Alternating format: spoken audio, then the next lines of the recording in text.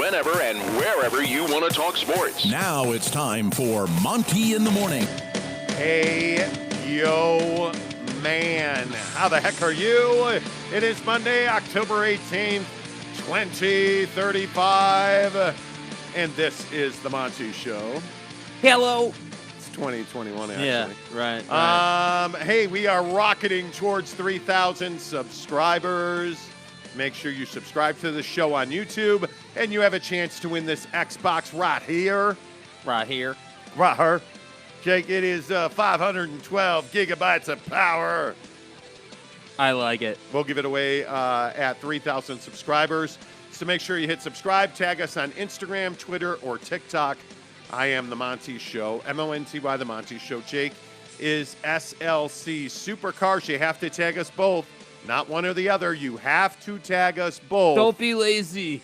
Do it the right way. We're about 300 subscribers away from giving away this Xbox here, so hook it up. By the way, if you are a podcaster, would just like to say thank you so much for listening to the show. Find us anywhere you get your podcasts, including Apple Podcasts, Spotify, Stitcher, iHeartRadio, you name it. Anywhere you get a podcast, just search The Monty Show. M-O-N-T-Y, The Monty Show, or you can just say to Alexa, hey, Alexa, play The Monty Show podcast, and she will oblige.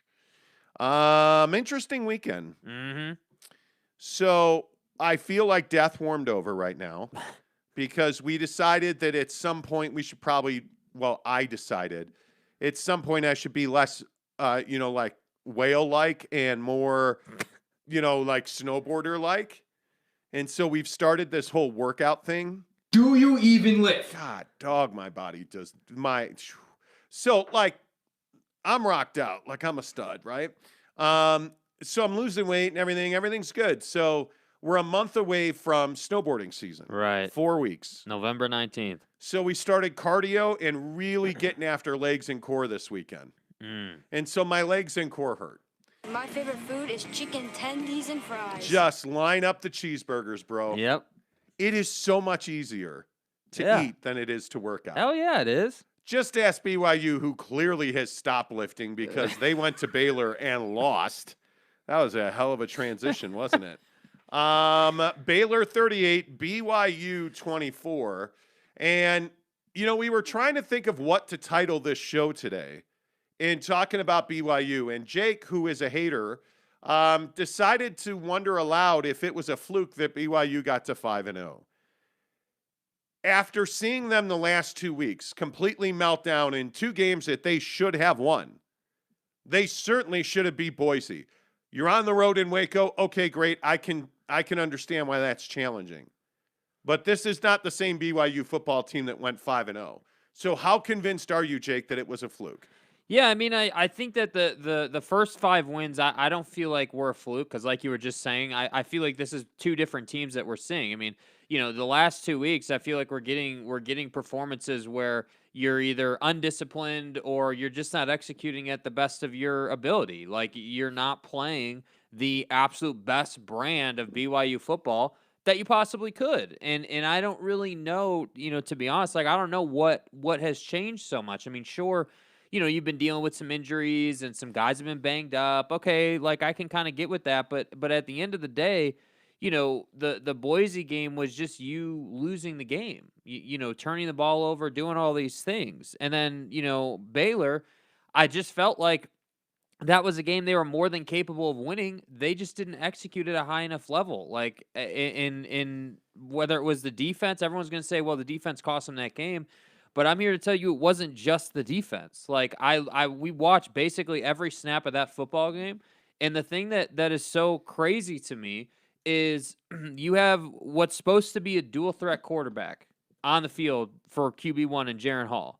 Yet the guy never runs. Like, everyone's going to say, well, he ran for a 70-yard touchdown.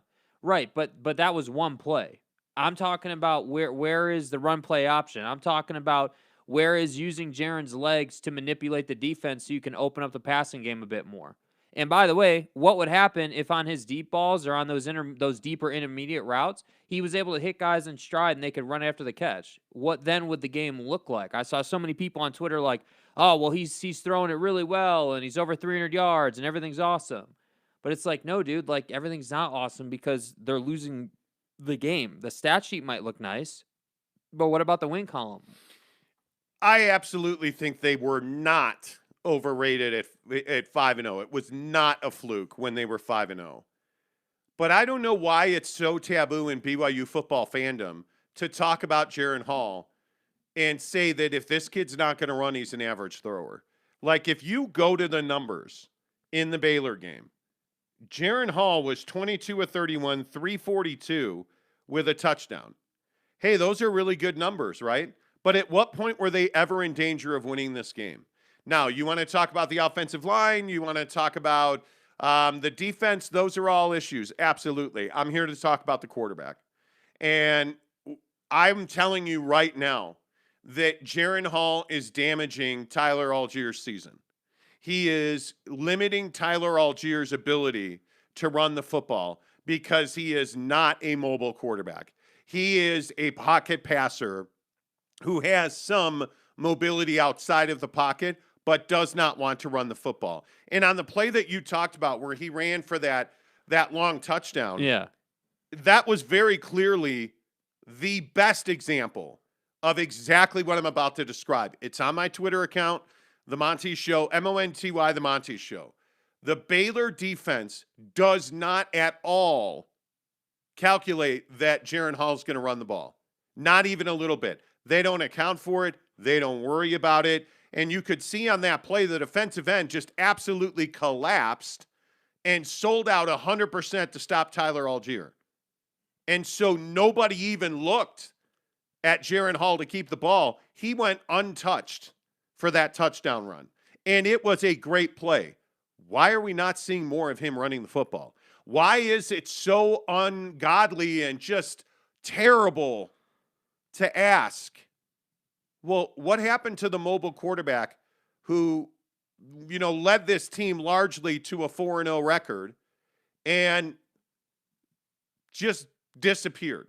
Because this is not the same quarterback. And we consider and talk about how he threw for 342 yards, and oh my God, Jaren Hall cannot throw underneath, mainly because there's 11 Baylor Bears underneath within 10 yards of the line of scrimmage on Saturday. We've seen that 2 weeks in a row. Yeah. Now, Boise had zero respect for Jaren's ability to throw the ball short or intermediate or to the boundary, and they were willing to give up the home run ball because they know that even if you give up a 50-yard play through the air, the opponent is well aware that you're going to struggle in the red zone, that you're going to struggle to be efficient underneath, and that you're going to struggle to run the football because they're going to flood the box. Yeah. And it's all because your quarterback is not mobile, and your quarterback is not efficient or effective enough as a passer at this point in his career to beat you with his arm. That's why Baylor and Boise State played almost the exact defensive scheme. They almost mirror each other. This is not rocket science. If you're going to have a quarterback stand in the pocket and deliver the football, it needs to be Baylor Romney. It does not need to be Jaren Hall. Now, if you want to run Jaren Hall and you want to get him mobile and you want to get his legs going, hey, great, I'm all for Jaren Hall being your starting quarterback. But if we're simply going to have Jaren standing in the pocket throwing the football, I'm not that interested in that. Yeah, I think your best point is that it affects other people too. It's not just a thing where it's like, oh, well, Jaren's not playing to his full potential. I mean, the effects on Allgeier, the effects, frankly, the effect it has on the offensive line and the job that they're asked to do. I mean, again, you're talking about the entire defense, literally all 11 guys being within 10 yards of the line of scrimmage. I mean, I don't know about you guys, but what does that say to me? A, we don't respect the deep ball. B, we're selling out to stop Tyler Allgeier. And C, because we have all 11 guys within 10 yards of the line of scrimmage, you're not throwing the intermediate crossing route. So, wait, so let me get this right. What does that leave you with? Here's the problem, the other thing that people don't understand. Jaren Hall runs the ball 8 times for a grand total of 25 yards, which... You look at the one play, that was 65 yards on its own. Yeah, that's not good. They ran according to the box, they ran for a total of 67 yards rushing, which seems a little off, but when you really look at how many yards they lost, I mean, it was not good. Well, in the breakdown you had on Twitter, you can see that the entire defense is flowing to the football. It was the particular play was Baylor's a defense. yeah, Baylor's defense was an option play where Jaron wasn't even considering running the football. I mean, it was always going to Algier, and the defense knew that, which is why it seems so weird in the box score to have 67 yards. But think about all those plays where you got hit behind the line of scrimmage. Loss of 1, loss of 2. Doesn't seem like a lot at the time, but that adds up. Those are negative yardage plays. And the thing is, you talk about this. I was tweeting this, and the avalanche of hate and anger. I don't know how Jaren Hall has become some mythical figure that's untouchable and beyond reproach. But I got news for you. Jaren Hall's an average quarterback. He is not elite. He is not an elite thrower of the ball. He is not nearly your best thrower of the ball. Again, if he's not going to run, I don't know why you continue to ride Jaren Hall, because the defense does not think he's going to run. And at this point, having Jaren Hall as your starting quarterback is limiting your offense. And by the way, your inability when you look at Jaren and you look at some of the numbers, BYU was 5 of 14 on third down. 5 of 14 on third down. And you start looking at fourth down efficiency, they're going for it on fourth down, they're 2 of 2. Right? But you get into these other numbers, you're averaging 2.8 yards per rush. That's horrendous. And that's not the offensive line. We can sit here and again, Harris LaChance did not play. Was the offensive line good? No, it was mediocre, is what it was. But the issue is you're routinely in almost every situation facing 7, 8 guys. You have linebackers that have 0 coverage responsibilities, just attacking the football. You have 4 or 5 guys tackling the football for Baylor the other day. If you go back and watch the game, you're just going to see 3, 4, 5 guys going to the football. Tyler Algier is absolutely struggling, not because of the offensive line. It's because of Jaren Hall. There was an RPO, and really it was a straight option, right? Like Jaren Hall's got the ball. He never even took a step towards the line of scrimmage. Got the ball, took a stagger step, and immediately threw it to Algier. Like he's not even pretending to try and run the football. Yeah. It is, I don't understand it at this point.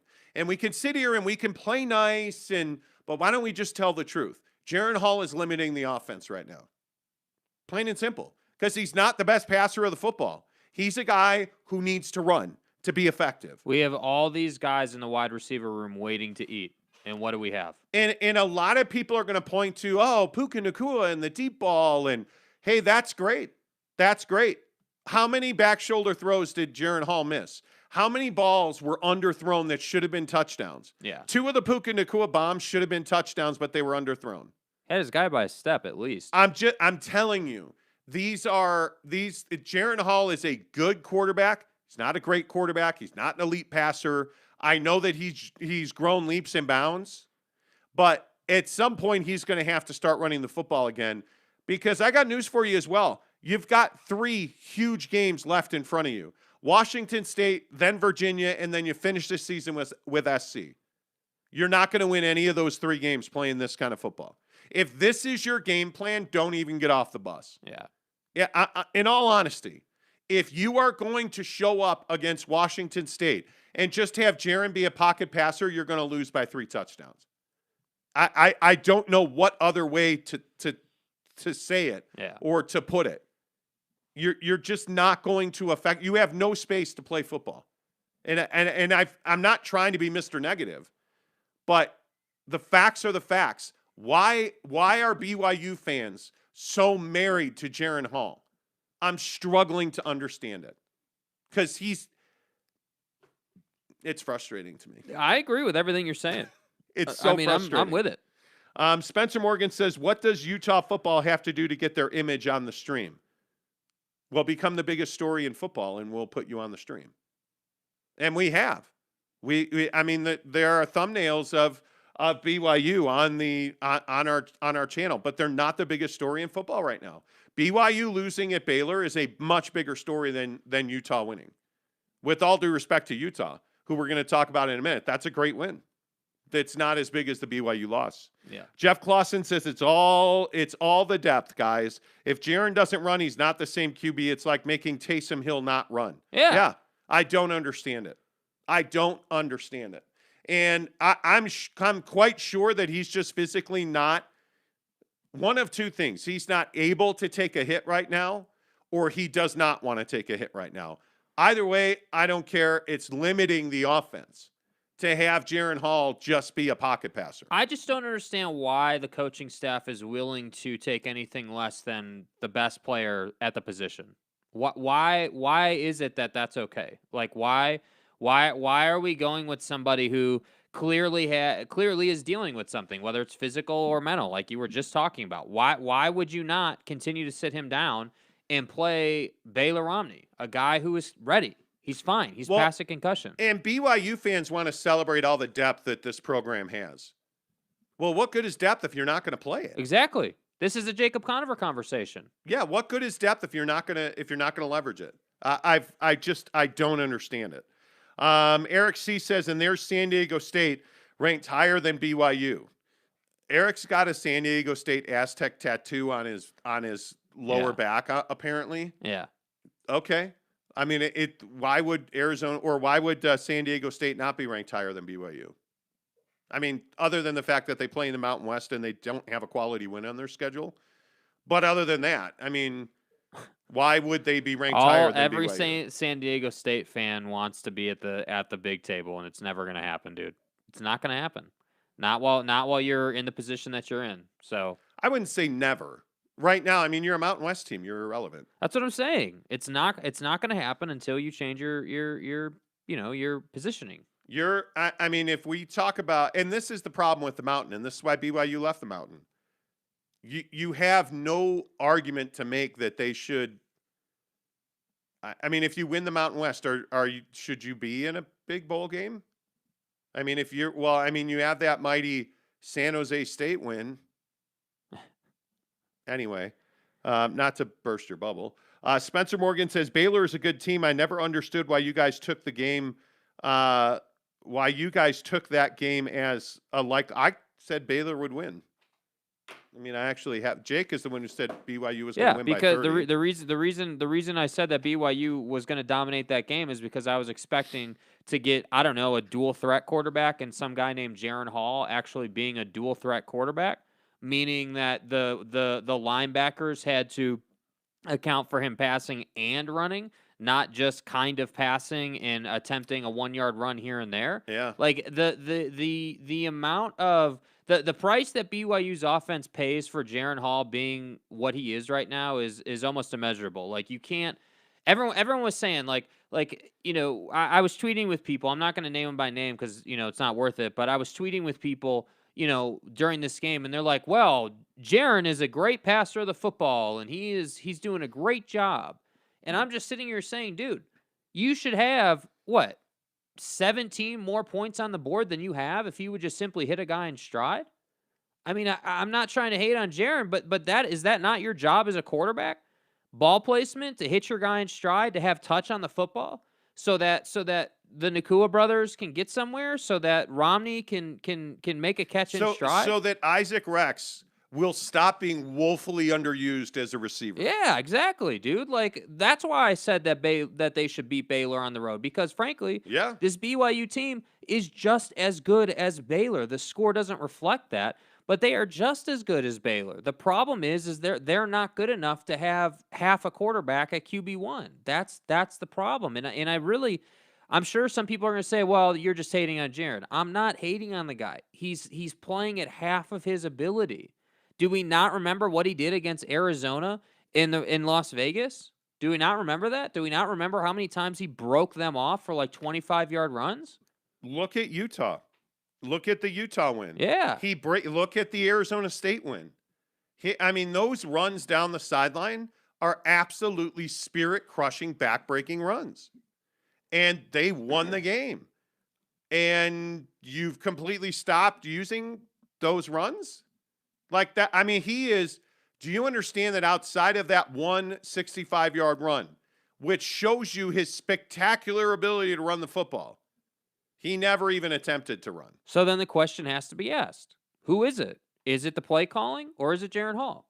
That's what you have to ask because on that touchdown play, clearly that was a play for him to run and keep it. Yeah. Right? So it's like, okay, the plays are in the playbook, right? They're going to call it strategically, but clearly, based on watching every snap of that game, they're not calling it aggressively for him to run. And so my guess is he's like 70, 80% physically. And I think it's probably strong to say they don't trust Baylor Romney, but it's kind of starting to walk towards that a little bit for me. Because if you trusted him, why wouldn't you at half put him in? Why would you not have brought him in? I am only guessing. I am only surmising that it can only be one of two things. The coaching staff does not believe Jacob Conover is ready, and the coaching staff does not believe that. I don't know what to say about Baylor Romney. Is he not recovered from this concussion? He went through pregame warmup. I mean, I don't know.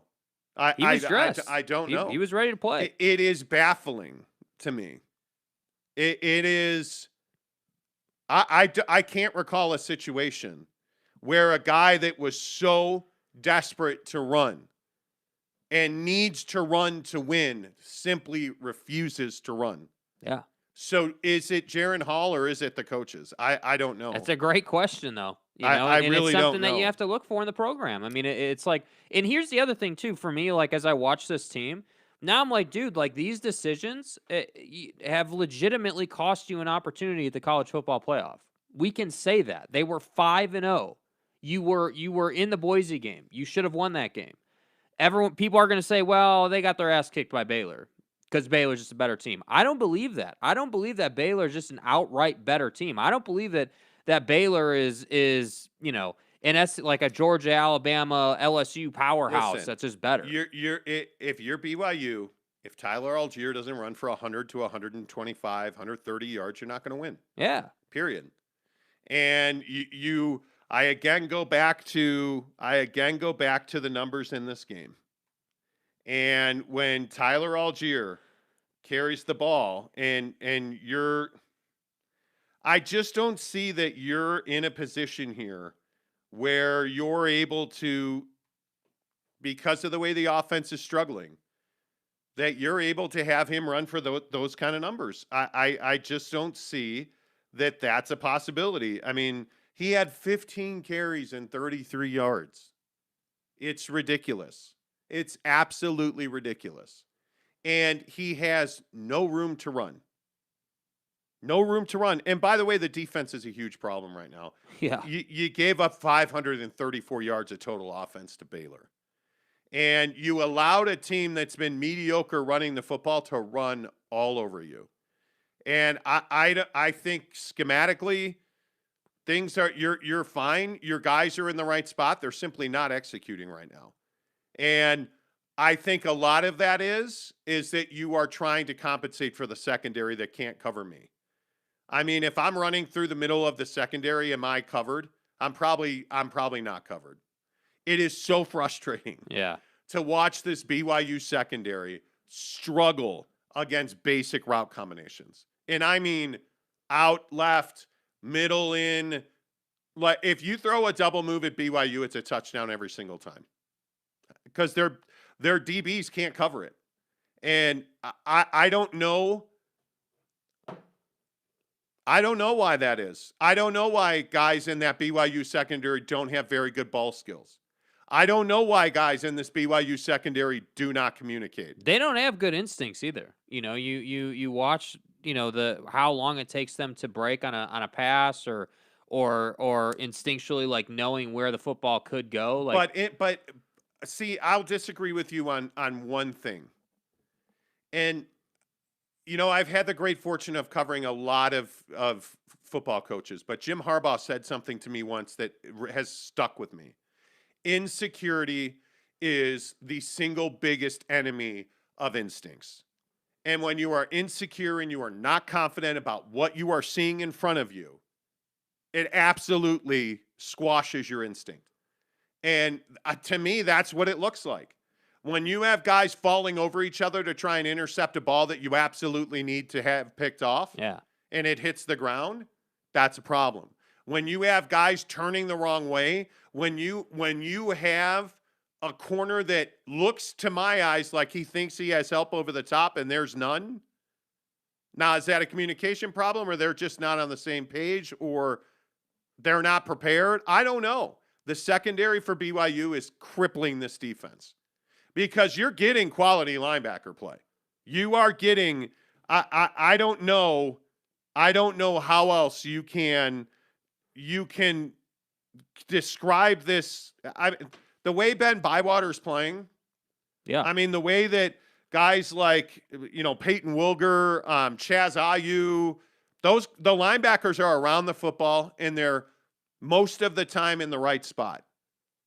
But I think they're playing so far off the line of scrimmage, they're finding themselves in open space, one-on-one with the ball carrier far too often. And, yeah, it's just baffling to me. I could go on and on, but I'm not going to. Yeah. This is a shockingly bad turn of events for BYU football. And it's the loyalty that they are showing to Jaren Hall, because that's the only word that I can think of. Yeah. The loyalty that BYU coaches are showing to Jaren Hall is incredibly frustrating, because you either want to win football games or we want to be nice folks. Well, I say you be both, and you do what's best for the guys on the field, and you play a quarterback that's fully capable. Because again, when Jaren Hall's 100% and he can run and he can pass, he's your starting quarterback. But the guy can't run right now. And from what I understand, and I know it's HIPAA and I get it, right? There's a drop in the machine that says it's HIPAA. I think that's HIPAA. But anyway, the point is, I understand that we don't talk about guys' injuries openly. That's HIPAA. Okay, cool. If he's not running, that better not be a choice. That better not be schematics. That better not be, we feel like we're a better offense with him in the pocket. Because if it is, you should be fired. I mean, it's incompetence. So what is it? Is it the kid is hurt? Or is it complete incompetence? Well, I know just about every coach on that staff. Trust me, it's not incompetence. I'm telling you, Jaren Hall is physically unable to take hits. And I think one of the things, and I know I got my ass handed to me for this as well, he's injury prone. He's injury prone. At what point, you're going to just have to embrace that about Jaren Hall. The guy gets out of bed and he's injured. Yeah. Right? I mean, the guy eats lunch and then they put him on the injury report. You have to check it before you wreck it. He's got a paper due. Look out. He's going to have elbow tendonitis. Like, that's just who this guy is. Some guys are just injury prone. Jaren Hall's injury prone. Oh, he can't run? Okay, I'm Team Baylor Romney all day. Yep. Period. All right. Let's get some of your comments in here. Let's see. Chris Karn says, "Morning, fellas. I hate sports today. BYU and the Chicago Bears." Good talk. Good talk. We're going to get to the Chicago Bears in a minute, because they didn't do something that really, really disappointed me. Jeff Clausen says part of that is probably because he's the first QB to beat Utah in a while. So your process is defined by your emotions then. Yeah, I think that's the point he's trying to make, is that Jaren, beat Utah and all of a sudden he's a folk hero. Yeah. Gabe Ledley, good morning to you. He says, "Congrats on 600, my guys." Thank you. Thank you, Gabe. Today is our 600 show. So that's amazing. Yep. Yeah, I don't even know what to say about that. Like, been doing the show like 5 years now? More than that, I guess. I don't know. I mean, with some long breaks for when we were on the radio, but yeah, I mean, we started doing this show October 1st of 2015, I guess. Okay, so almost 7 years then. Almost 7 years, with a couple of years off in between there. Yeah. For radio that we were doing. So yeah, I guess it is 5 years-ish. Yeah. Yeah, 600 shows. Pretty good. Pretty good. Appreciate you noticing that, Gabe. Larry Pilgrim says, "So what are you saying? Is Hall So what you're saying is Hall is exposed? I think he's an average thrower of the football is what I'm saying. Yeah, I think versus Baylor, when you need a guy to be a dynamic thrower of the football when you're playing a good defense, when you're not playing Utah State, when you're playing like Baylor, when you're playing these good teams, you can't have a guy out there who's not 100%. You've watched 2 weeks in a row as a defense has taken away 2 of your 3 levels. Underneath and intermediate are just not options for Jaren Hall. He is being productive, throwing the ball deep down the field. He is getting large chunks of yardage. And it's mainly because there's no respect for the underneath. They completely took it away. They took away your ability to run the football. Completely took it away. Tyler Algier is one of the best running backs in the country. And we're not seeing it. And the BYU coaches are settling for that. They are absolutely settling for that. And I'm telling you, the easy thing is, it's the offensive line. Oh, we're missing guys on the offensive line. MP played. You're missing Harris LaChance. I'm telling you right now, that's an excuse. That's an excuse. And by the way, if you're getting hard pressed and they're blitzing you, or there are 7 guys, there's no better cure for that than a guy who can just put his foot in the ground and throw the ball out to the sideline. Yeah. Jaren Hall doesn't do that. Yeah. Okay, well then there's no better cure for that than a wide receiver beating his guy off the line and Jaren Hall putting it on the numbers 3 yards into the route. But he doesn't do that. And hey, man, if you on 3rd and 6 can just give me 4 seconds, I can throw a back shoulder fade. Jaren Hall doesn't do that. I don't know what more you need to see from his ability not to do things. His limitations are also the limitations of the entire offense. Because your offensive line is playing some average football. I would agree with that. Well, how do you help the offensive line? Well, you run the ball more effectively. Well, but you can't run the ball more effectively because you have 7 guys in the box. And actually, the sad thing is that it essentially is 10 guys in the box. Yeah. Because they're all right there. Yeah. I mean, the entire Baylor defense, all 11 of them are within, I'd say you have 8 guys within 7 yards of the line of scrimmage. Yes. And then you've got 3 guys, 2 safeties in a corner that was off at 9 and 10 yards. I mean, it's on tape. And why can that corner play that much depth? Well, because he knows if there's a crossing route, his linebackers are there. And by the way, he knows that the ball's going to be underthrown deep. They're not worried about giving up a 70-yard touchdown. They're not worried about giving up a 50-yard touchdown. Because even if you complete a 35, 40, 50-yard pass down the field and you're at the 12-yard line, they're just going to flood the zone and you're not going to be able to execute because you can't run the ball. Because Jaren's not mobile. They have no fear of him. It's not rocket science. Part of the I read that one. Josh Alpaw. BYU being 5-0 might be a fluke. I honestly thought we would get to 4 or 5 win total this season after everyone we lost. So to have 5 wins right now I'm not that upset about it. Oh, you should be. You should be 6-1 at a minimum. You should be 6-1. You should be 15th in the country. You should be going home to play Washington State or going to Pullman to play Washington State for a top 10 place. You should be. Yeah. And you can go to Washington State and win. I mean, you're good enough. You have depth enough. You have quality enough. Yeah, but again, what did we just say? Yep, I agree. William Glade says, spot on. There are some things Kalani Sitake needs to address before they can reach the next level, QB and coaching staff. Yeah, the defense is not the problem. There was one guy that just wouldn't shut up about the defense on Saturday. Listen, you're going to give up 28 points a week in college football to just about every team. I mean, you have so much speed and athleticism on the field offensively, you're going to give up 20-something points a game.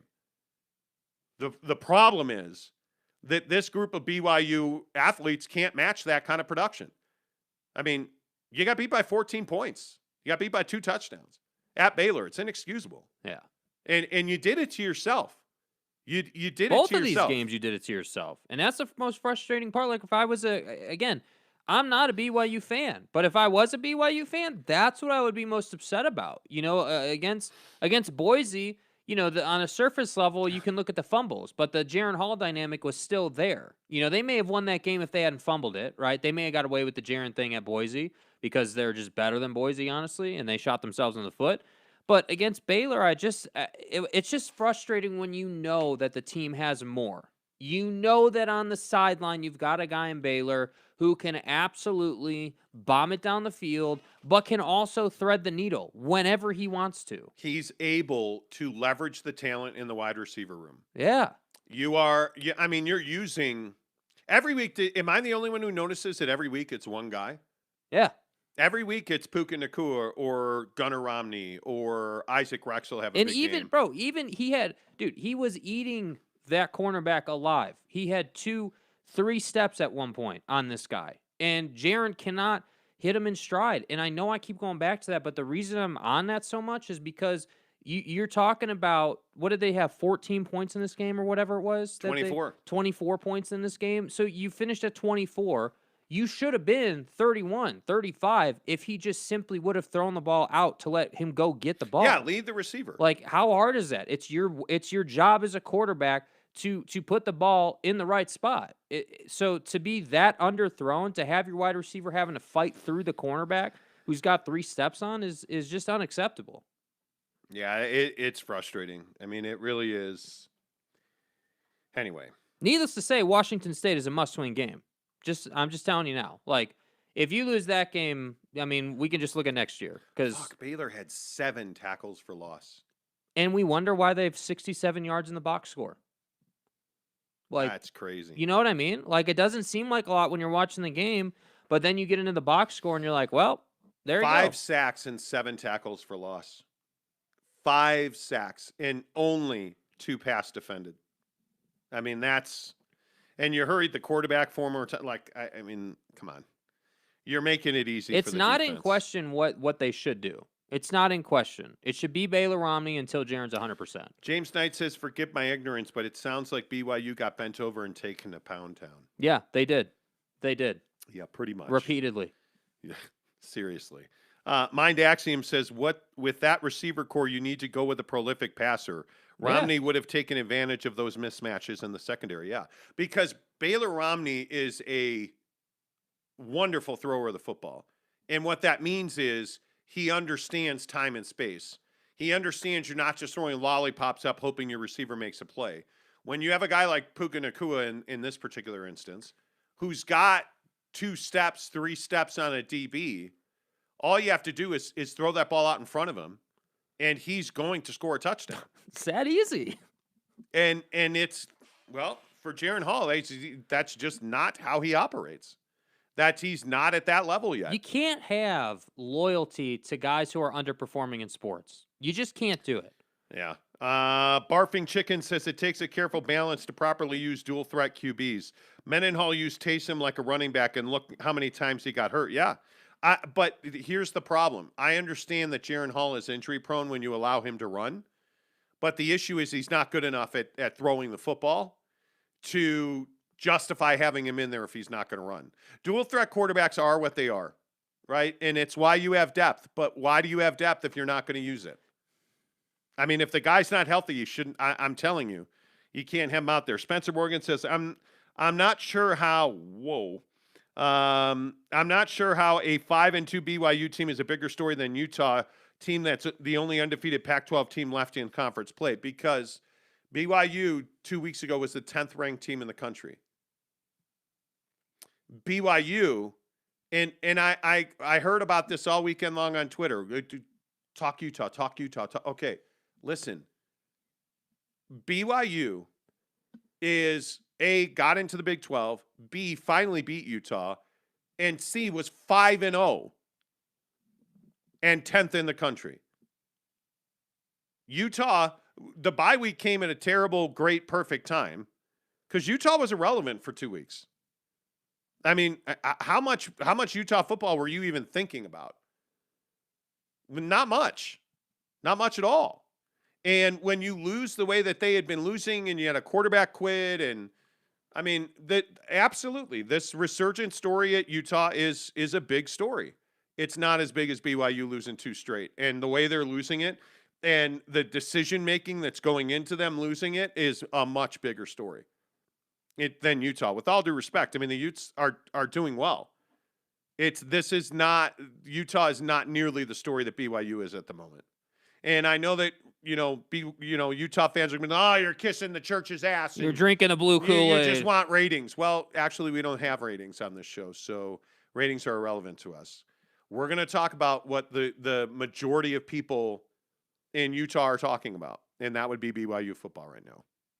So, Jeremy Bolton says also it's why going into the Big 12 is going to be huge. BYU currently has no depth. BYU's offensive line was getting lit up.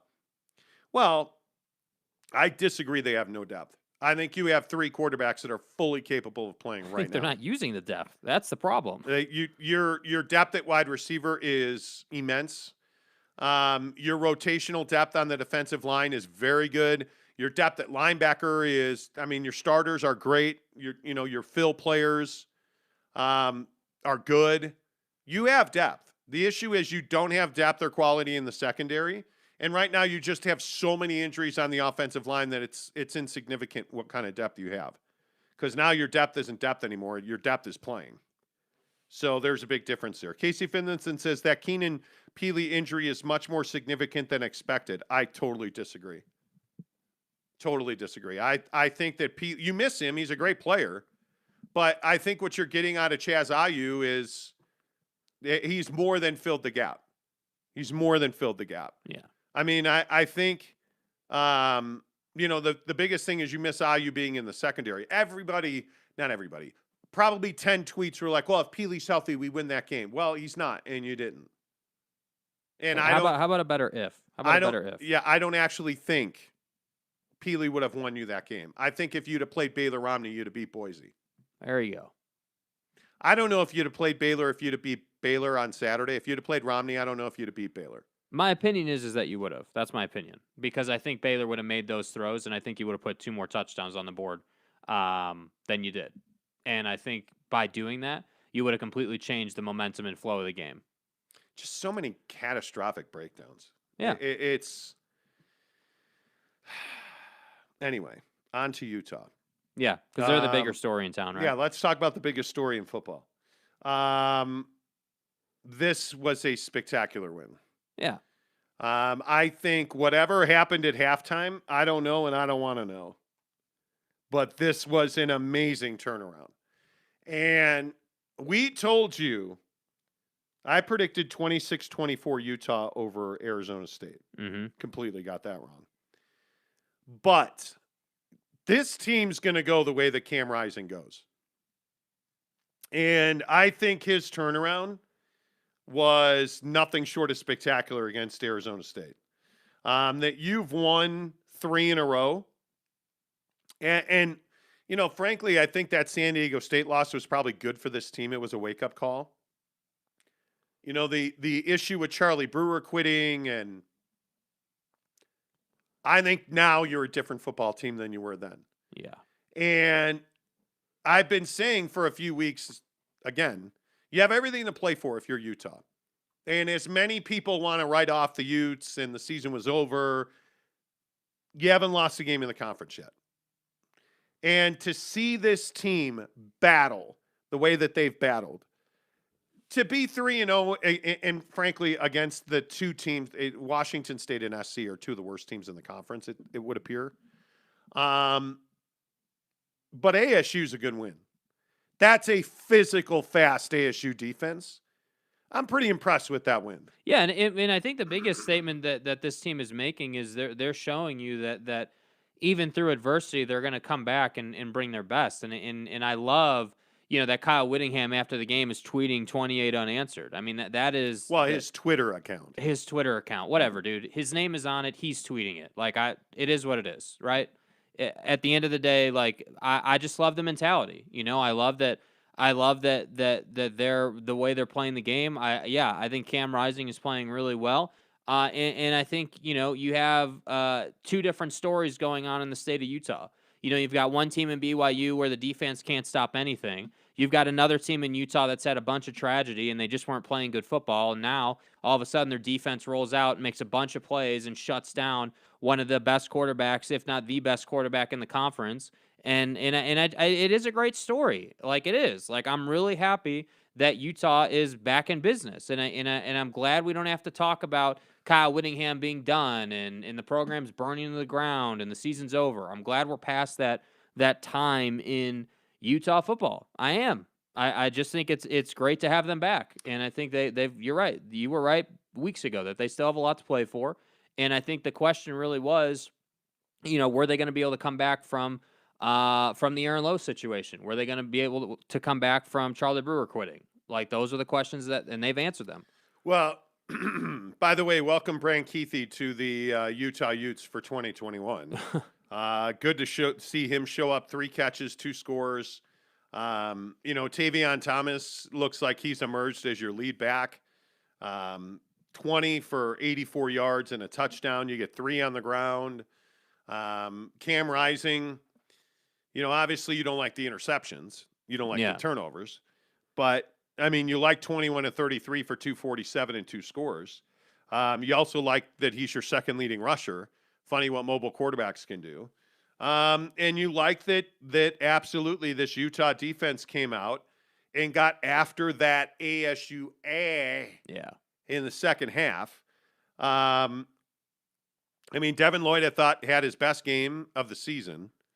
I also think Junior Tafuna was, I thought, a real difference maker in this game.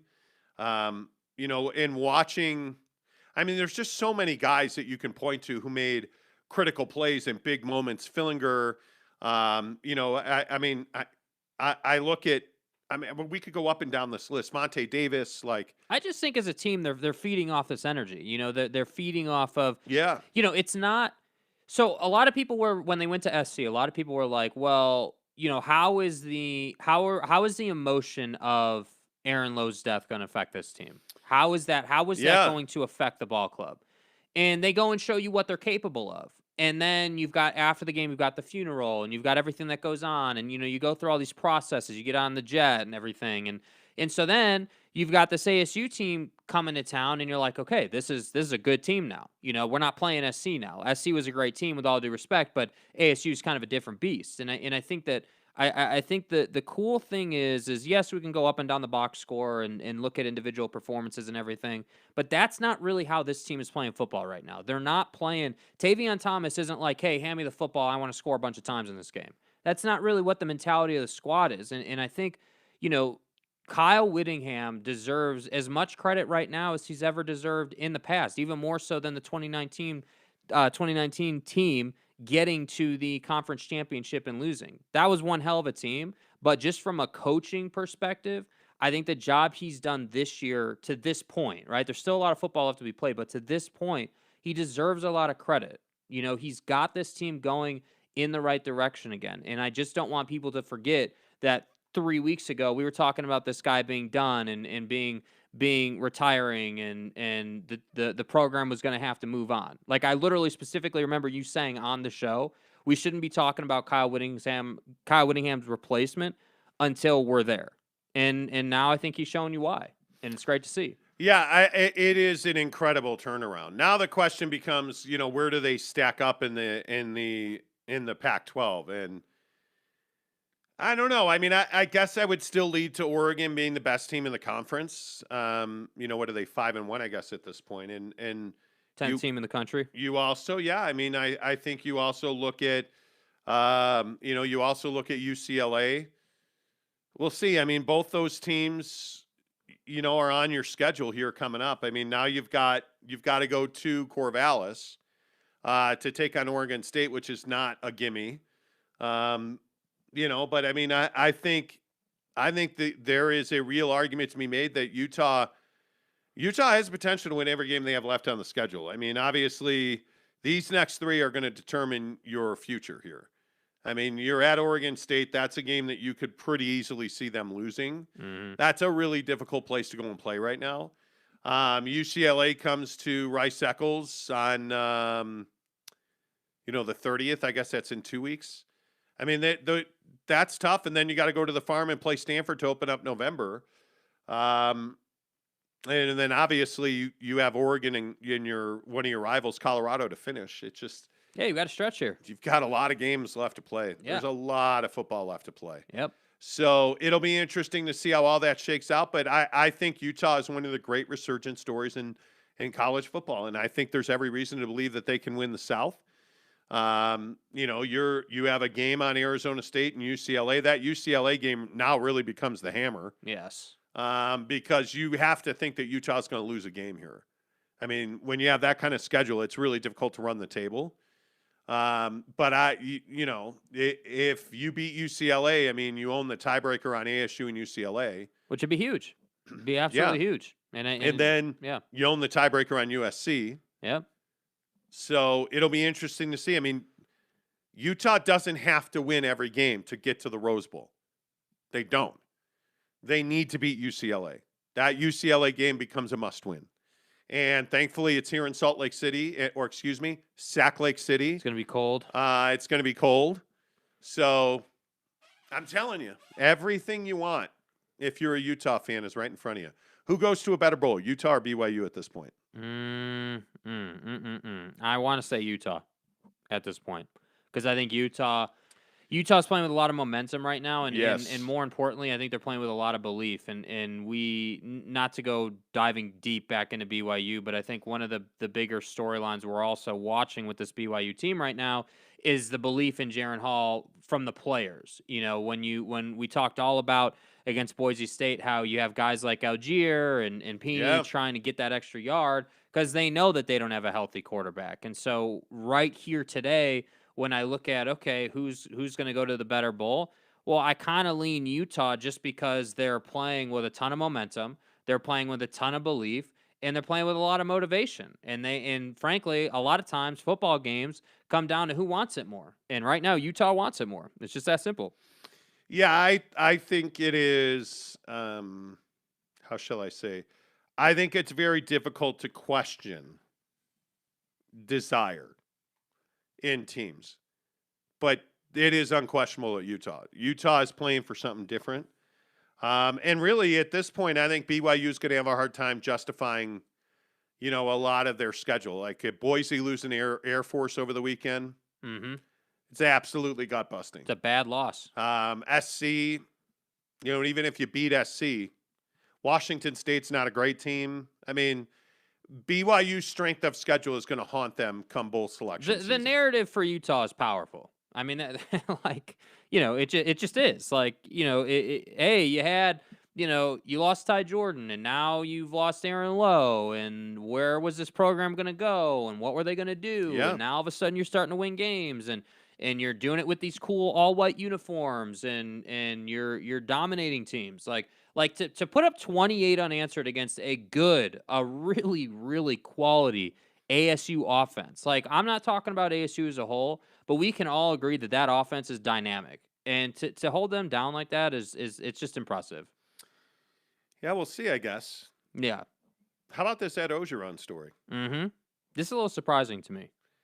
Well, now there's all kinds of rumors that he had his girlfriends at practice and he was distracted. And yeah, I mean, the on a surface level, the guy is 22-ish months removed from winning the national championship, and Joe Burrow smoking his cigar, right? Game under 500 since that moment. Like, it's not like the team has been awful. Have they been what LSU typically is? No, they haven't. They haven't been. They haven't been that. But when this news came out, I was like, really? Right now?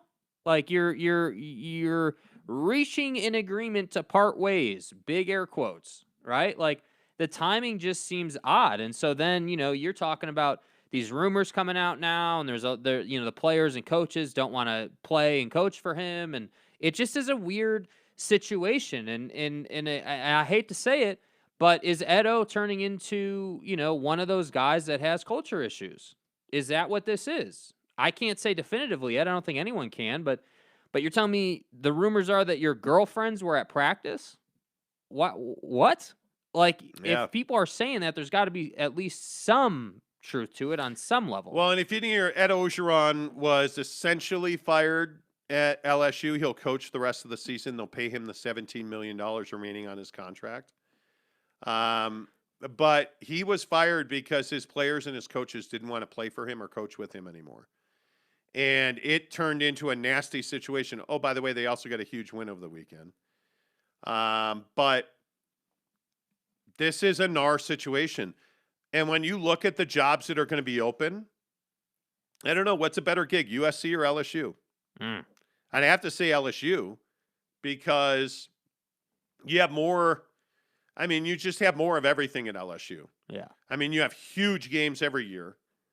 It's the SEC. You have access to the national championship. Yeah.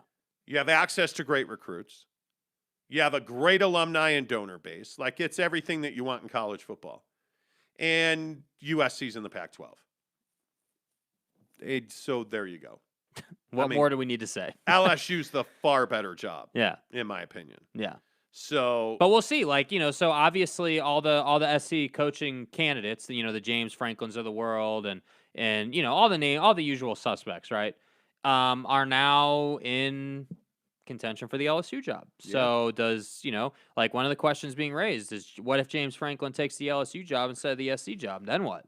Then what does SC do? I don't know. I just don't think James Franklin's that great of a candidate. Oh, I don't think he's that great of a football coach. Like, he's done a nice job, but I think that he is the feel-good, good PR move. He's the safe move for a hire instead of going after. He's like the guy you get because you know that he's not going to have Urban Meyer level culture issues. You know that your program's going to be in safe hands. Are you going to win national championships? Remains to be seen. But at least you're not going to have a bunch of drama in your program, which is what I think SC or what sounds like at LSU at this point is probably looking for.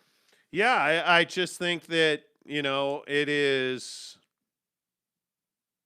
it's not ideal. It's not ideal. That SC job's not. I don't know. Like, I look at the best jobs that are going to be available. If Penn State's available and either LSU or SC is available. Yeah. I mean, isn't Penn State a better job than USC right now? Because of the conference situation. Because of the conference situation, for sure. Yes. But I'm also like, at the same time, I'm also like, dude, if you can be the guy that takes like not that this is going to happen, right? But let's say that Kalani took the SC job, just for a hypothetical, right? If Kalani Sitake took the job at SC and took them to a national championship, I mean, what else is there to talk about? Why would you even say that out loud? What else is there to talk about? I mean, the guy would forever be a legend, not only in college football, but at USC. And that's the thing that's hard about SC. The conference is so trash, like just garbage. Yeah. But SC is such a legendary job from a school perspective that it's hard to not be like, man, like, it's Southern California. Like, it's SC. That's the best way to say it. It's USC. They're on the radar every time. Blake says, bring Utah over to the Big 12 with BYU. The Utes will be mid-bottom tier Big 12. You should try watching Utah football. This Utah team would have beat Baylor. Let me put it that way. You say ridiculous things. Calvin Johnson says, bend don't break defense is great when playing with the lead. It's pretty problematic when you play from behind. Yeah. You're finding that out at BYU. Blake says, Calvin, unless your name is OSU and you're playing Texas. That was anyway. It's Texas. Anyway. I don't even know what to say about that. Jeff Clausen, comment dump. Hi. Jeff Clausen says BYU is locked into the Independence Bowl against a Conference USA team. Yuck. Well, they have three choices. Now, I mean, I think New Year's 6 is over now. But I think it's the Cheez-Its Bowl or some stupid bowl like that, or the Independence Bowl. Yeah, I mean, you kind of write your ticket to not a great bowl game. Yeah. So we'll see. Josh Levern says BYU gets to play Washington State, who has the most league wins in the Pac-12 North this week. Who cares? Like, Washington State with Nick Rolacock. I haven't looked at his situation. I mean, today's Monday. Today's Monday. D-Day for Rolacock. Hey, man, it's Monday. By the way, did anybody notice that heavy anti-vaxxer, power anti-vaxxer, Cam Newton? Yeah. Got vaccinated. Well. Look who missed playing football. Kyrie, where you at, bud? Kyrie. Hey, Michael Porter Jr., where you at? I don't know what you say to anti-vaxxers at this point. Guess what? Today Monday, motherfucker. That's what you say. That is what you say. Hey, bud. It's Monday. It's Monday. You know what that means, Nick? That means you're out the job. That's what that means. I mean, today's the deadline. It is Monday, October 18th. So. God, that's such a good drop. It is Monday. Well, Monday sucked just as a whole. Right. I already want to go back to bed, but next question. Yeah, the point is, seriously, the point is, Rolocock should be fired. I mean, there's just no way around it. I still can't get over that nickname. You've been on a streak these last couple of weeks. Nick's Chubb. Yeah. Rolocock. Yep. I know. It's what I do. Joe Cook says exactly, Calvin. Sean Mierzinski says I wanted him, but now not sure. Who? I don't know. Who's him? And Spencer Morgan says BYU was 5-0. Was. Mm-hmm. Okay. What Utah fans just won't hear of it. Yeah, they're relentless. Like they're haters, dude. That's what they are. I don't know how else to say that BYU is a much bigger story than Utah. Yeah. Much bigger story. Unless you're up on the hill. Yeah. I don't know. Larry Pilgrim says Wazoo also has 2 conference losses. Washington State's not a very good team. Why is this even a conversation? I don't know, because Josh Lovren is in Seattle. He says, Larry, that's true, but they still have the most wins in the Pac-12 North, which is like saying you're banging your mom. Nobody cares, and nobody wants to hear about it. It's not the best situation, and we all know that. I mean, it's awkward, man. I think that's HIPAA. You know. And on a 3-game win streak, they might, however, not have a head coach by the end of the day. Well, you know, I probably went too far there. Cam Harrison says maybe BYU will play Coastal Carolina in a bowl game if CC loses a game or two. God bless. Yeah, good luck with that. Josh Lovren, Larry says, Josh Lovren, they have played more games, so there is that, but Wazoo is starting to put it together.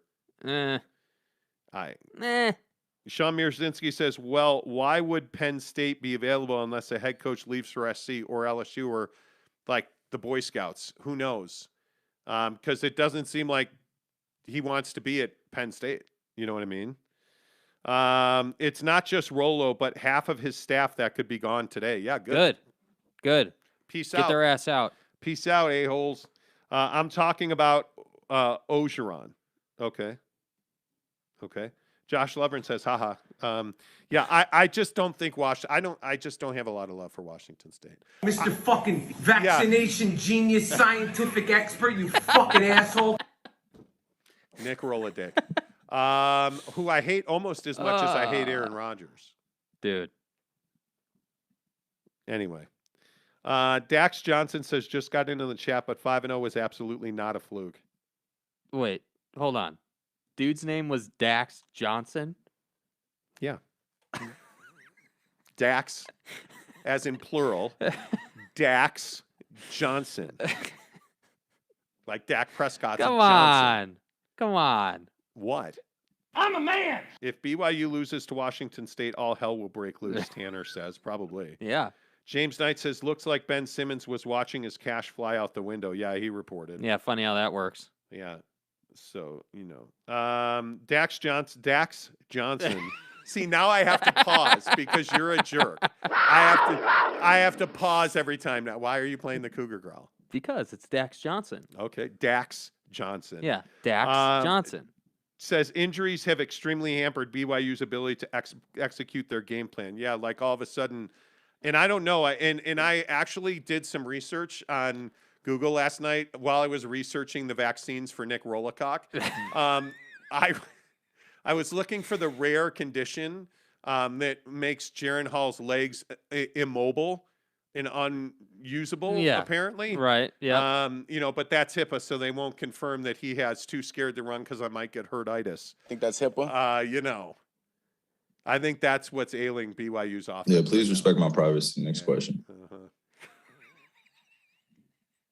Has there been a diagnosis on why Jaren can't run? Yeah, next question. There has, but we're not going to tell you. My God-given name for my mama, Dax Johnson says. Is she a Cowboy fan? You know, Dax Johnson says hella HIPAA. Truth. It is. Mind Axiom says if BYU doesn't play Baylor, they're going to have a hard time beating Georgia Southern. The blueprint is out on Jaron Hall. Yes, it is. Best team in the NFL is who? The Ravens. No, it's not. It's the Dallas Cowboys. No, it's the Ravens. No, it's not. See, is it just piss fat ass off day for you? Is that what this is? Why does it always have to be a fat thing, because I don't understand why you say like, oh, hey, who's the best team? Like we had our vaunted pre-show meeting where we don't really talk about anything we're going to talk about. You are fake. And Jake's like, oh yeah, best team in the NFL is the Green Bay Packers. No, I did not say that. You did not say that. Just No. own up to it. I didn't say that. You did not. I know. Okay. Anyway, the point. So get your facts straight. The point is, the Baltimore Ravens are not the best team. Even though they beat my sex machine and Justin Herbert, that was disappointing. Justin Herbert did not play well yesterday. Nope. And I told him if they lost, there was less cuddle time. The downstairs kitty cat is not yours to have, okay? This has gotten really awkward in the last 5 minutes. The point is... Well, when Dax Johnson enters the chat... Hey, it's not my fault Dax Johnson showed up. Yeah. Back is broken. Yeah. Spinal. What happened? Spinal. The best show in the NFL, or the best team in Hello? the NFL is one of two. It is the Dallas Cowboys or it is the Arizona Cardinals. And even though the guy with the hugest, most mondo cranium on the earth, who drinks and then gets into a Ford Raptor and gets like 7 DUIs allegedly, Steve Drunky the Clown Keim, who's the general manager. I remember when I had my first beer. Of the Arizona Cardinals, who should have been fired years ago. Yeah. Has actually now built a quality football team. Mm-hmm. And Cliffy also has COVID. They have like 71 guys on that roster that have COVID. Yeah. And they still won. Yep. They're the best team in the NFL. But I'm telling you, Dak Prescott's the MVP. Yeah, he is. I think Dak Prescott, in this ankle injury, whatever it is, because of HIPAA, lower leg injury. I think that's HIPAA. Is significant. It is significant. And we'll see. If it is significant, we'll see. But right now, I think I'd probably lean to the Arizona Cardinals because verticality, Kyler, who frankly, his labial folds are bruised, so he is kind of limping around the field. Him and Dak can hang out. Yeah, Dax Johnson. Yeah. Yeah. Kyler is his whatever these banged up injuries are, he's struggling a little bit. So still playing that's well. also something to monitor. But we'll see. I don't know. It is we'll see. It's a legendary name, dude. So let me just ask about Aaron Rodgers. So one of the storylines of the Bears-Packers rivalry for many years has been how dirty the Green Bay Packers are. Mm-hmm. I mean, you can go back to the convict Charles Martin body slamming Jim McMahon. And like it's every year. So yesterday, Justin Fields slides and they hit him anyways. Mm-hmm. The Bears had 4 opportunities to plant Aaron Rodgers. You're Aaron fucking Rodgers. To just absolutely make him historically part of the turf. Right. Like just nuke him. At Soldier Field before they moved to a former racetrack location in Arlington Heights. Yeah. And they choose not to do it. Yet the Packers, one of the dirtiest teams in football, will continuously hit your quarterback after he slides late, push him out of bounds, but you don't do any of that. Nope. I hate Aaron Rodgers. Yeah, and that play at the end of the game, they should have let him up. I am hoping that Aaron Rodgers gets caught in the propeller of a large cargo ship and we never see him again. And that they chum the waters with his feces and that sharks eat him for lunch. And kick a person when he's down. That's my hope for Wow. Wow. Nazis. Wow. Bro. That was amazing. Wow. I am so proud of that. You should be. Anyway, I hate Aaron Rodgers. No, you don't say. His family hates Aaron Rodgers. That's true. Olivia Munn hates Aaron Rodgers. Oh, what a loser. My favorite teenage boy race car, Danica Patrick, hates Aaron Rodgers, what's to like about him? His face, he's essentially cross-eyed. He's got how much weed can one guy smoke in Hawaii? I think that's HIPAA. I hate Aaron Rodgers. The fact that he walked into Packers training camp in flip-flops tells you all you need to know about Aaron Rodgers. Yeah, I said that, Steve. Steve's like, did you just ask for him to get caught in a propeller of a large cargo ship? Yeah, of a large cargo ship. And I said it, chum the water with the contents of his intestines. I don't care. You're so fucked. I hope that he gets eaten by a large sperm whale. I don't care. I hate Aaron Rodgers. I'm Shiva, the god of death. No, I hope he doesn't get run over by a cargo ship. It just is what it is. I hope he gets hit and concussed, for sure. Yeah, it'd be a shame if he lost a hand, his right hand preferably, because if he's got his right hand, he's beating the Bears, let's be honest. So his right hand preferably. Yeah. Get some love action for the Packers. Fucking hate the Packers so much. It's frustrating, dude. You're the Chicago Bears. Just once, we were walking into GNC yesterday because I lifted and I needed some steroids. So That's pretty much self-explanatory. So we're going to GNC yesterday, and it's halftime. And let's be honest, Justin Fields was going to blow that possession, so we left. Yeah, we left. And so we're in the car listening to the game on Sirius XM. And we should have just turned it off. And so we finally turned it off because it was frustrating. Yeah. And all of a sudden, I'm a snot faucet because I'm about to cry over the Bears. Yeah. And we're walking up to GNC in the district. And I'm like, F me, man. Just one time in my life, can they just have a mythical season where the Bears somehow overcome Virginia McCaskey's 90-year-old vagina and they win a Super Bowl just on accident? One fucking time in my life? Nope. Maybe the Bears can be quality. Nope. Maybe just once Devin Hester can take it back on the Colts and they win the Super Bowl. But no, they can't because Virginia McCaskey is not dead. She's still alive. So Ted Phillips, that cocksucker, is still running this team. Oh, let's move to Arlington Park. You have an accountant running the football team. And you're the Chicago Bears. And you're moving to Arlington Heights. What now? Let me tell you what now. What, there was no land in Zion? Are you kidding me? What, Antioch didn't have any tax municipalities for you? Arlington Heights? Pack everything up. We're out of here.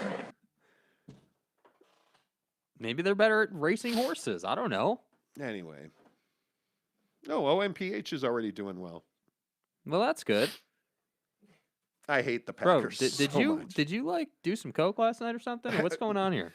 I had a rough night of sleep. My wife got all up in my head. And not the boy. right head, Wow. the wrong head. The Wow. wrong head. So Wow. I said to my wife, she's like, oh, honey.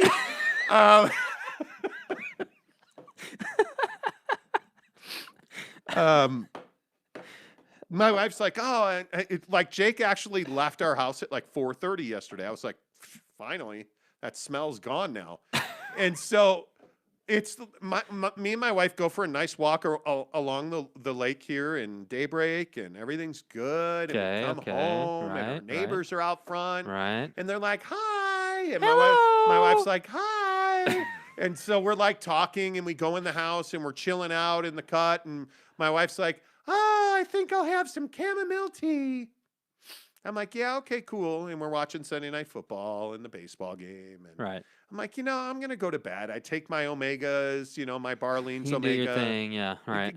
Carry the laundry up because my wife, doesn't ever do any housework. And so she does all the housework. But anyway, the point is, so I go upstairs and I'm laying in bed and I'm laughing at TikTok videos and reading articles, and she comes upstairs and she's like, oh, I have a headache. And I'm like, well, welcome to marriage. We get it. And so she's like, oh, I have this crazy headache. And so I'm like, oh, man, that sucks. Can I do anything for you? Did you take Advil? She's like, yes. All right.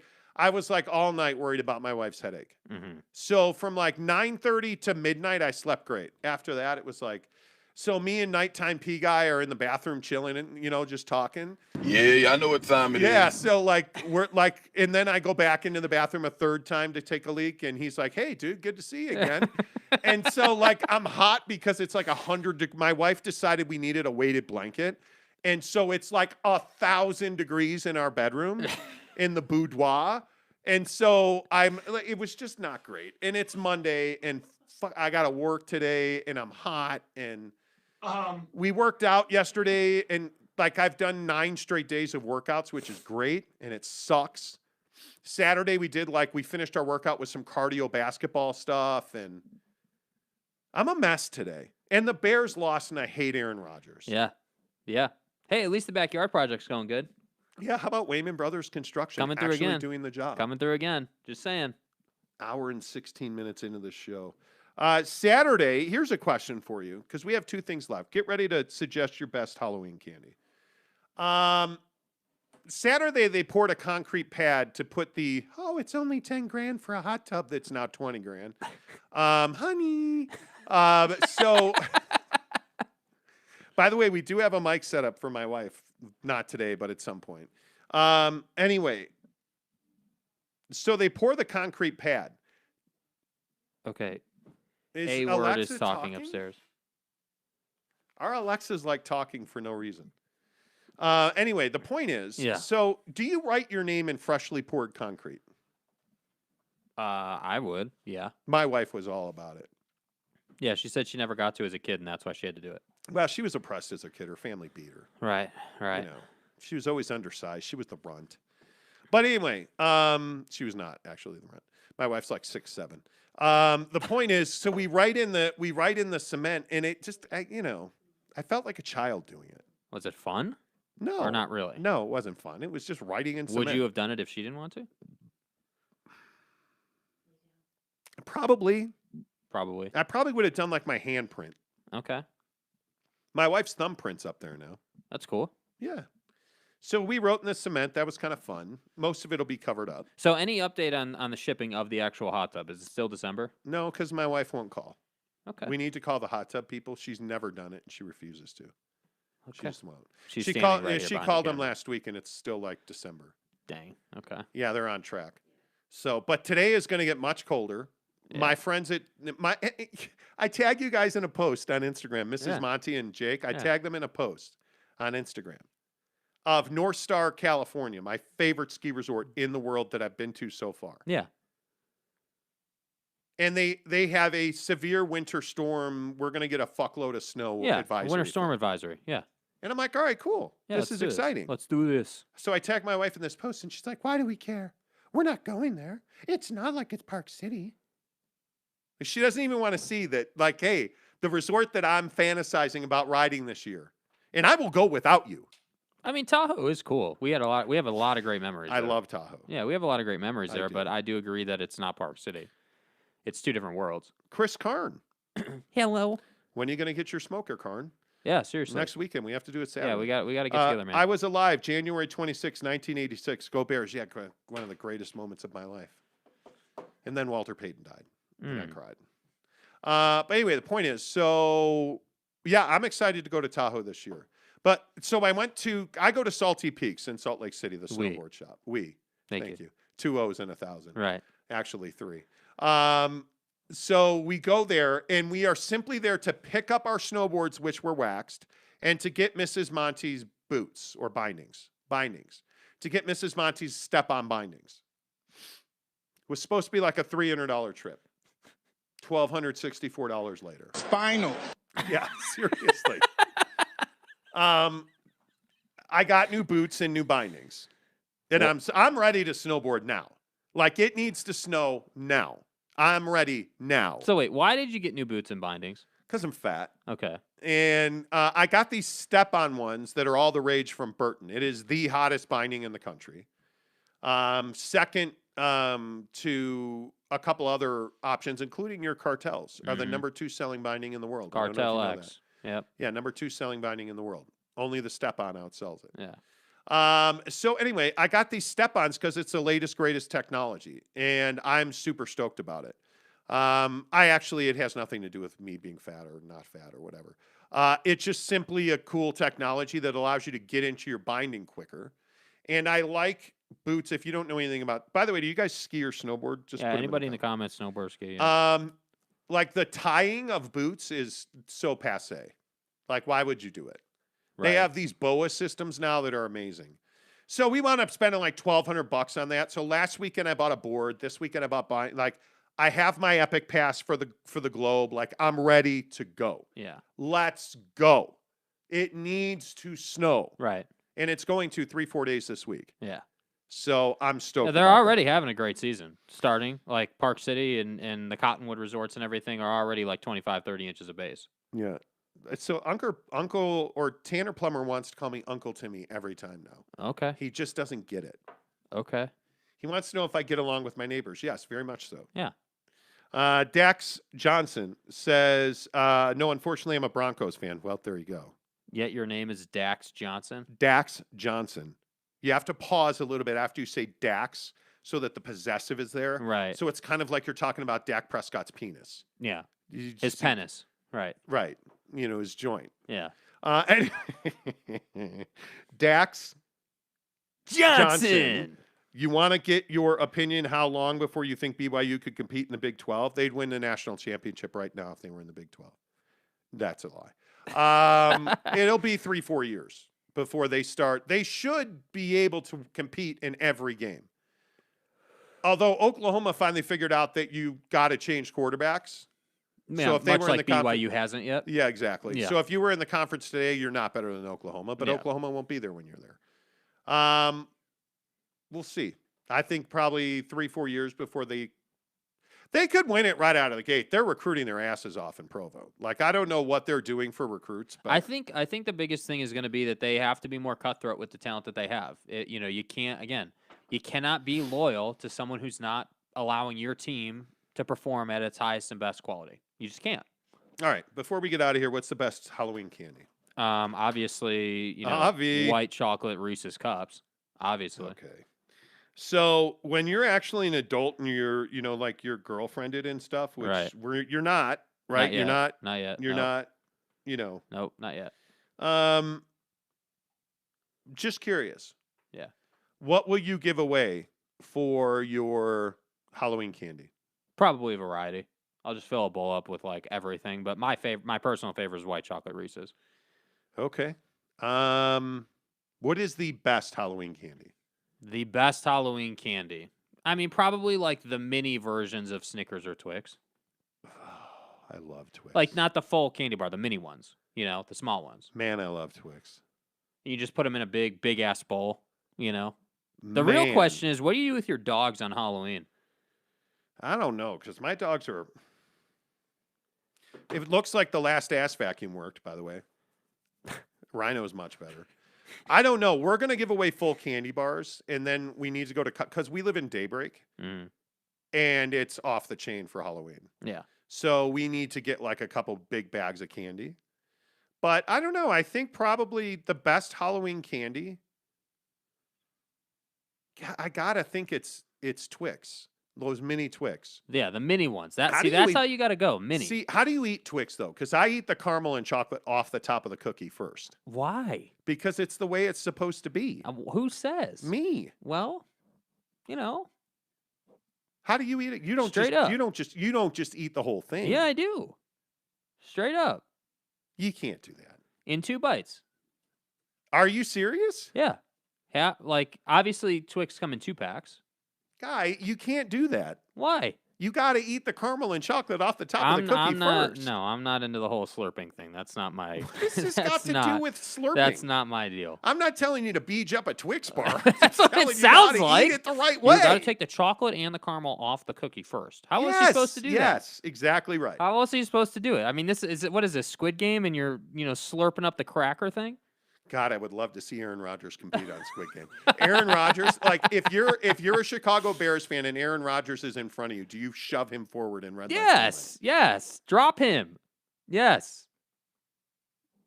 I hate Aaron Rodgers. Afghanistan. Send his ass to Afghanistan, bro. Send him. You absolutely eat the chocolate off the top. No, I don't. Okay, like on a Klondike bar. See, we differ Jesus, in this I haven't shit. had a Klondike bar in Weeks. yeah. Wow. I eat the chocolate all the way around the Klondike bar before I ever eat the ice cream. But doesn't that make a mess? No, it's Like- amazing. When you can break off like almost an entire side of a Klondike bar, the chocolate sheet, that's amazing. I guess. I don't know, man. Why What are are we phones what are we buzzing? getting in the comments here? What are people saying? Are they It's not a drop or anything. Let's see. And actually, I think the sneakers app was supposed to have some stuff in it this it was morning. supposed to. Tanner Plummer says I ski. James Knight says NBA is here. Can't wait. Yeah, NBA tips off Let's tomorrow go. night. Teddy Wayman says Reese's all day. Yeah, dude, come on, bro. That's what I'm saying. Boyd Lake says, how does a RHQB not see the rush from the right? Because he's staring down a receiver. Yep. I would agree with that. Yeah, boy, how about that hit that Jaron Hall took? Oh, my God. Speaking of cargo ship. Yes. Yes. Timon Scott says, that's psychopath behavior.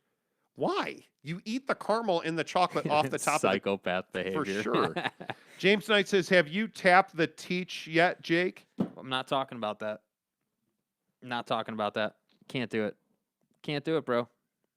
Yeah, please respect my privacy. Next question. Thanks, Kyrie. What do you Appreciate mean that. you can't do it? I can't. I'm out of respect for the situation. I can't. That's not proper. It's not proper. Gotta be respectful, man. Okay. BYU Yeah, needs next question. BYU needs to burn the Navy helmet. No, the entire Navy uniform. Yeah. Why are we wearing navy, dude? You should be wearing royal blue. You're BYU, bro. By the way, am I the only one that missed that they wore the Navy, the sailor hat, the sailor logo on the back of the helmet this week against Baylor? Now you ruined that. Yeah. I don't understand why we're going navy pants, white shirt, navy helmet. What are we doing? Yeah, we'll see. Anyway, so the best Halloween candy for you is the white chocolate White Reese's. chocolate Reese's piece. Pumpkins? I love Does the pumpkins. shape matter? It's just festive. No, the shape matters. It changes the taste. Really? Yes, this is a whole thing. Are you serious? Yes. So trees taste different than pumpkins? Yes. Really? Yes. I hadn't noticed that. By the way, we went to the movies over the weekend. Oh, Bond was amazing, dude. Yeah, the new Bond film, No Time to Die. Really good. Really good. Really, really good. Movies weren't bad at all. My wife actually did really well with this. She bought us VIP seats in this VIP theater thing. Yeah. It was pretty amazing. Like the whole, like they bring you food to your seat and, that was pretty fun. Yeah, I think, the only issue we had is we just didn't know how it physically worked once we got to the theater. But now that we know, I feel like it would be, really straightforward and easy. Giggity says if Jake would enjoy candy instead of inhaling it, he would notice different tasting shapes. Well, Okay, not chocolate. Best candy. Go. Not chocolate. Isn't most candy chocolate? No. What, Mike no. Skittles? No. Peach sour rings. Okay, that's above my pay grade. I don't know what the hell peach. No. You've never had a peach sour. God, No. see, this is why I say you make me look bad on this show. Yeah. That's Yeah, I know what time it is. I would like to point out that when you were a kid, I did give you candy, right? No. You're the kid, and you're also the guy who hates Tootsie Rolls, which is so stupid. Okay, that was when I was a kid, dude. So you're telling me you eat Tootsie Rolls now? No, I'm saying I haven't had one in a long time, but that doesn't mean I wouldn't eat one. You're an idiot. See, like, I want a DNA test. I Okay. just, Well, why don't you call him Maury? Why don't you call him? We'll go on the show. I have a feeling he's going to say the mailman's the father. Because how do you not like peach sour rings? You say stuff like this. I never said that. See, this is what you do. You change what I said. I didn't say I didn't No. like them. I said I never had one, which is different. The vanilla Tootsie Rolls are where it's at. I agree. He won't eat them. Again, not true. Shut up, Jake. I agree, Steve. Thank Yeah, you. like that's not true that I don't like them. I just haven't had one in a while. And of course, that got filtered. Timon Scott says the vanilla Tootsie Rolls. Yes. James Knight says, wow, she censored him already, Monty. Our boy got some.